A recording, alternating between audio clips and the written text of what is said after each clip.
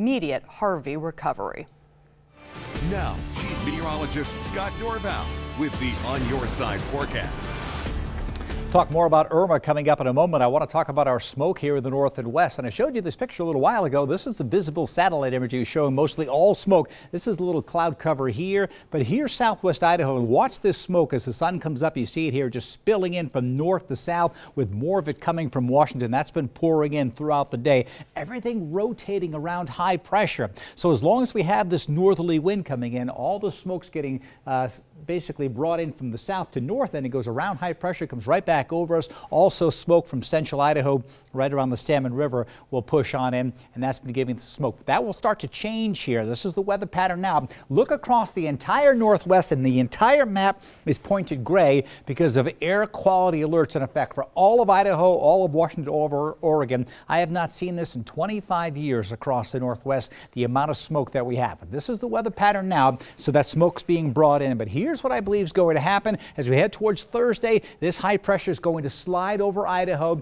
and by Thursday it will be to the east. We'll start to get some pretty moderate southerly wind, and that will take the smoke in Oregon to Washington and keep it going to the north. Same thing with southern portions of Canada, and then eventually the smoke around the Salmon River will push to the north as well. So it's going to stay bad because it is real bad in northern Idaho, but I think southern Idaho will start to clear during the day Thursday and should be a lot more noticeable during the day on Friday. Take a look at the temperature. Highs today still hottest to the west, and so that's keeping those fires really cooking across the western part of the United States here. The forecast for tomorrow, and again, these numbers are probably a little too high because they're not taking into account the smoke really limiting the sunshine, but near 100 degrees in the Western Valley, while cooler towards western portions of Wyoming. That's going to be the change. But take a look at what's been happening up in McCall. It looks like cloud cover here. No wind. It is all just smoke spilling on through, coming in from the north and northwest. And we push ahead and take a look at what happened in the Redfish Lake area today. It was 37 degrees this morning.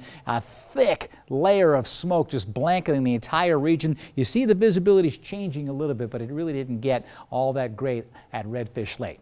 All right, let's shift now down to the tropics. Here's Hurricane Irma. This is the island of Barbuda right here, which is just about to take a direct hit from the eye wall is just about to hit here right now, and it'll be tough to get reports. These are the Lesser Antilles here. The British and U.S. Virgin Islands are further to the east. This is San Juan, Puerto Rico.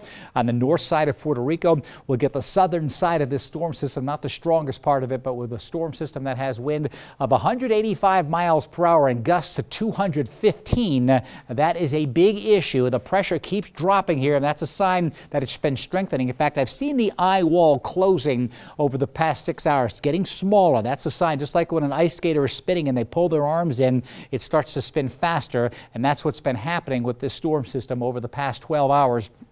Still that rapid intensification. Numerous hurricane forecast models bringing the storm to the west, but you see this curve right here? This makes it very difficult to forecast when that turn will occur, and will it occur? This model says it'll go into the Gulf of Mexico. These say it will stay off to the east, and the general consensus has to be in the middle here somewhere. It could be Miami, it could be Fort Myers. The National Hurricane Center, at least with their last advisory, a Category 5 storm will weaken to a 4. That's quite likely, and it's towards Cuba here. You see it, and then it starts to curve to the north here, and it could be heading towards the Fort Myers area. That's what they're saying here, with wind speeds here at about 135 to 140 miles per hour. So that's something that we're going to find out over the next 24 hours. Hurricane watches will be up. There are already huge gas lines in southern Florida, and people are just getting on out. Temperatures here tomorrow, a lot like today. Again, we'll lower these numbers a bit. I think it's going to be hot, but not that hot, because you're just not going to feel the heat from that sun through the thick layer of smoke we have.